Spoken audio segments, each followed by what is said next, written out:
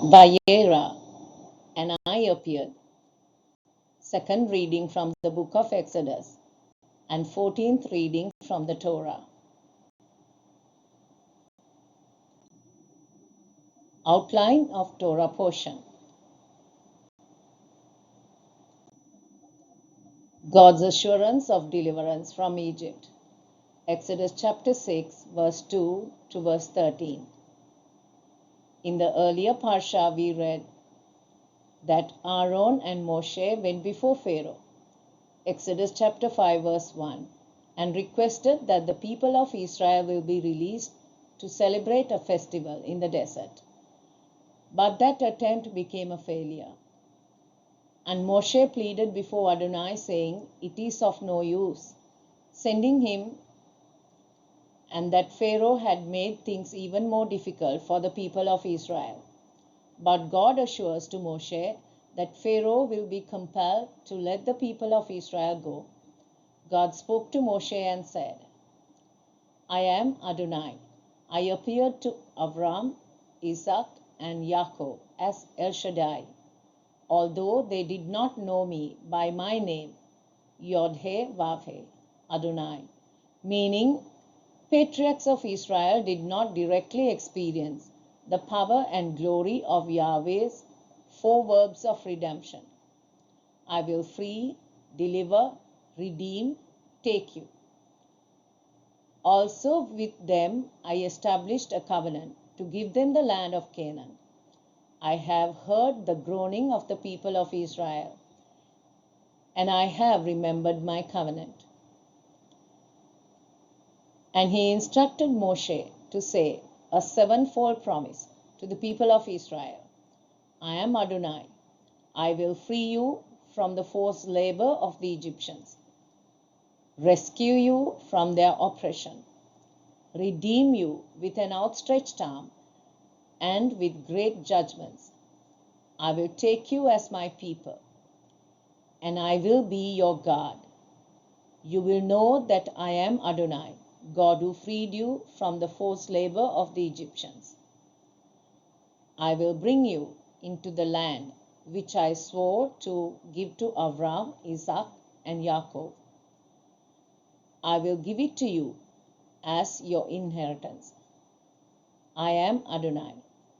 Moshe said this to the people of Israel, but they were so discouraged, and their slavery was so cruel. And he said to Adonai that Pharaoh too will not listen to him. But Adonai gave Moshe and Aaron orders concerning both the people of Israel and Pharaoh, to bring the people out of the land of Egypt.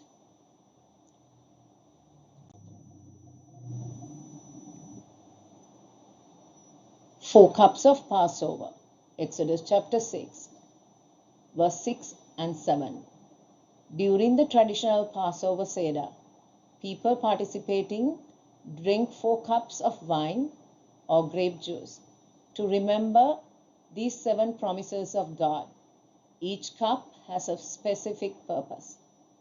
The cup of sanctification. I will bring you out of Egypt.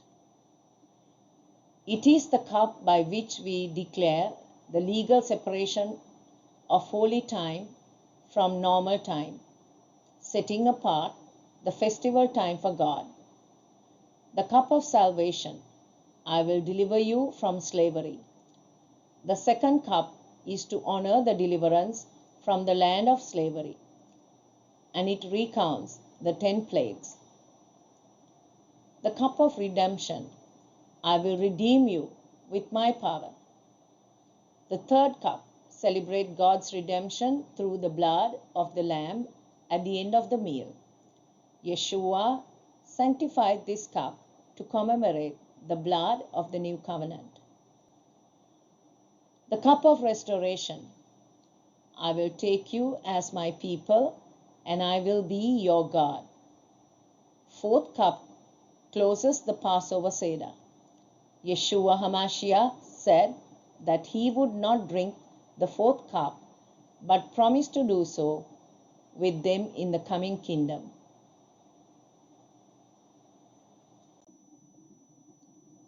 Genealogy of Moshe and Aaron. Exodus chapter 6, verse 14 to verse 28. In the first chapter of the book of Exodus, we are given the genealogy of the families of Israel that arrived in Egypt.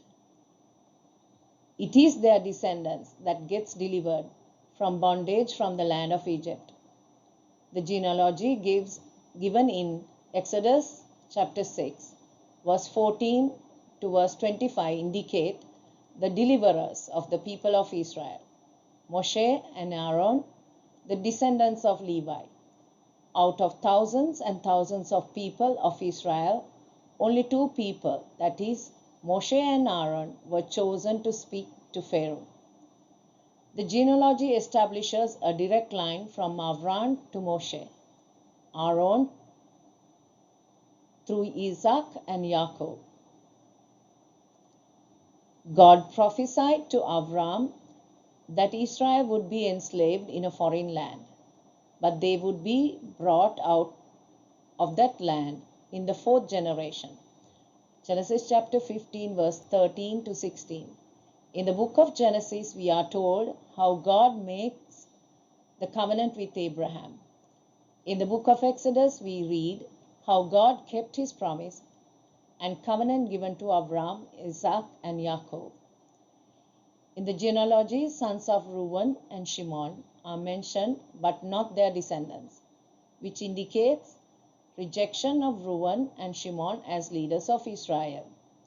Genealogy illustrates that office of Moshe and Aaron are not by human intervention, but through divine election. Levi was the father of the priestly tribe.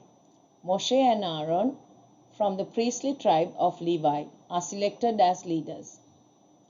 Moshe's role was to deliver the people of Israel from the land of bondage, land of Egypt.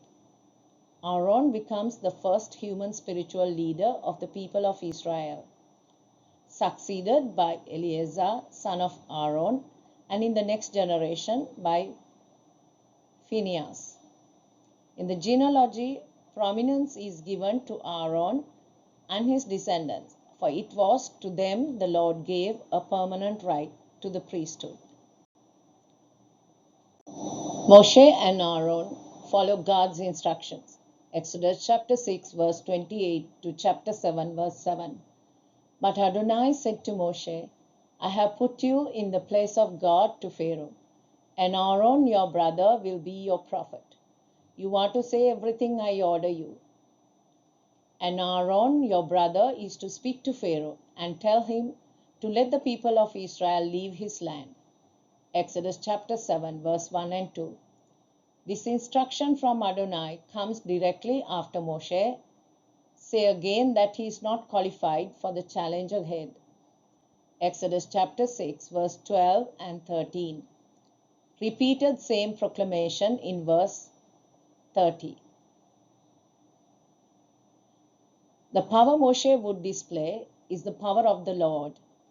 Aaron would relay this to Pharaoh. Aaron first became a prophet, then a priest, as in Deuteronomy 18:18. I will raise up for them a prophet like you from among their fellow Israelites, and I will put my words in his mouth. He will tell them everything I command him. Moshe and Aaron did exactly what Adonai ordered them to do. Absolute obedience is what God is looking from us. Aaron's staff. Exodus chapter 7, verse 8 to verse 14. When Pharaoh says to you, perform a miracle, tell Aaron to take his staff and throw it down in front of Pharaoh, so that it can become a snake. Exodus chapter 7, verse 9. Moshe and Aaron faced Pharaoh again with their demand to release the people of Israel. God prepared Moshe and Aaron ahead of the situation to face Pharaoh. Pharaoh asked for a miracle to ascertain whether Moshe and Aaron really represent a deity. As God instructed, Aaron threw down his staff in front of Pharaoh and his servants, and it turned into a snake. However, Pharaoh was not impressed. His magicians too duplicated the miracle with their secret arts. Exodus chapter 7 verse 11. Each one cast down their staff, and they turned into a snake. But the snake of Moshe and Aaron devoured those of the sorcerers, indicating that the work of the Spirit of the Lord is more powerful than magic. Many may say that there is no such thing as magic, but throughout human history, there is evidence that people were engaged in magic. Certain people had the power to exercise them. In the days of the apostles too, some people practiced magic. The apostles understood that they were acts done with the assistance of unseen spirits and from the power of demons. In the book of Acts, chapter 19, verse 19, we read, "Several of them who had been practicing sorcery brought their incantation books and burned them at a public bonfire. The value of the books was several $million."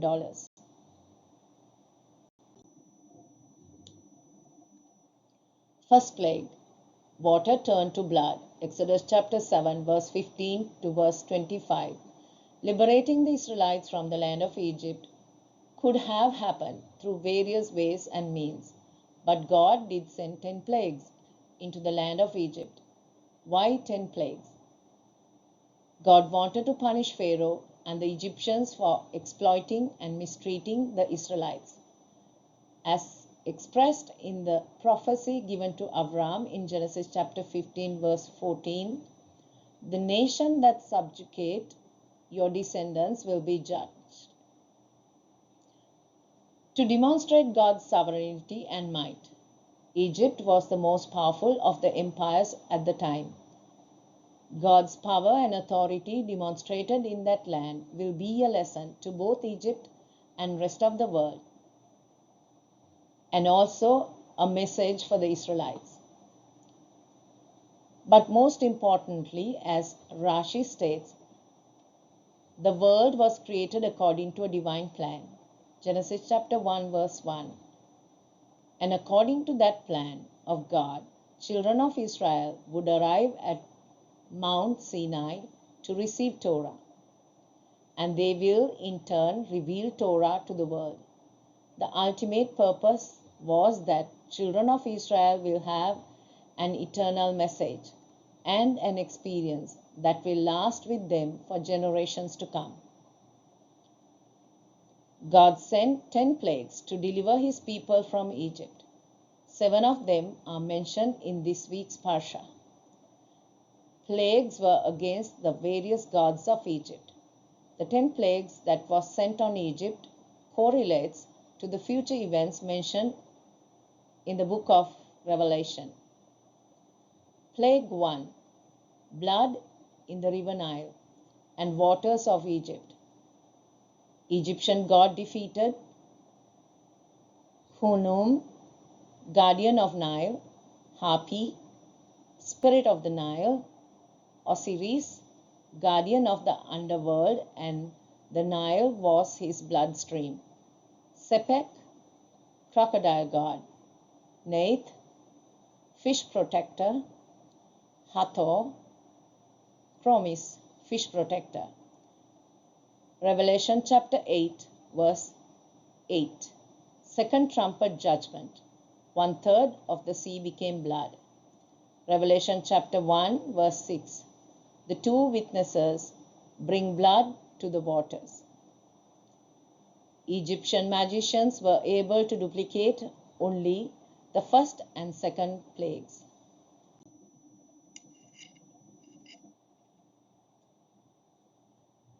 Plagues of frogs, gnats, and flies. Exodus chapter 8 verse 1 to verse 32. Plague 2, frogs. Egyptian gods defeated.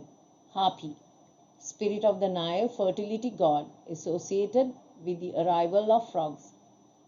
Hecht, fertility god, with the head of a frog and body of a woman. The plague may have been directed at her dignity or at the entire pantheon of gods, who was supposed to be in control of the natural phenomenon like frog reproduction. Frogs covered the entire land of Egypt. Magicians did the same with their secret arts and brought up frogs unto the land. But who wanted more frogs? Pharaoh was not comforted by their act. Revelation chapter 16 verse 13. Release of frogs like demons. Frogs are associated with demons or demonic activity. Plague 3.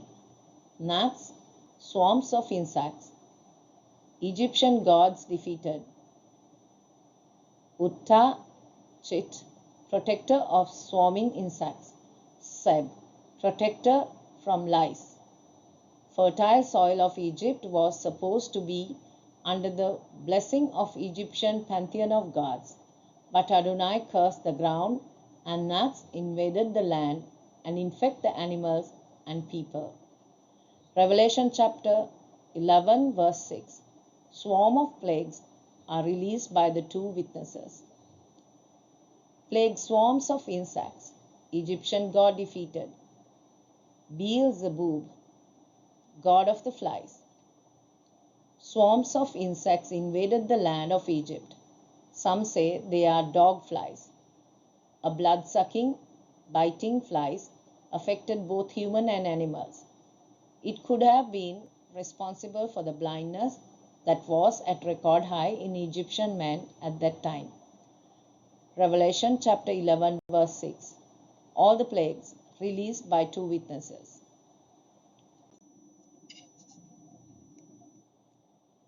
Plagues of livestock disease, boils, and thunder and hail.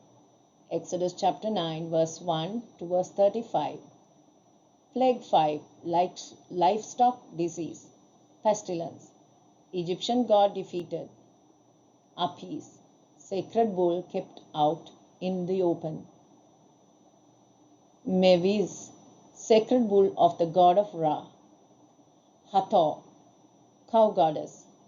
Nom, ram-like god. Plague devastated the horses, donkeys, camels, herds, and flocks of the Egyptians. Revelation chapter 6 verse 7 and 8.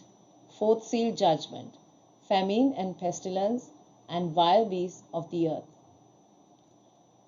Plague 6, boils. Egyptian gods defeated. Skemek, body of a woman, head of a lioness. God over epidemics. Serapis, god of healing. Imhotep, god of medicines. Revelation chapter 6 verse 2. First bowl judgment. Ugly, painful sores broke out on the people. Plague 7, hail. Egyptian gods defeated. Shu, sky god and son of Ra. Nut, sky goddess. Seth, agricultural god. Isis, agricultural goddess. Revelation chapter 8 verse 7 and chapter 16 verse 17 and 21.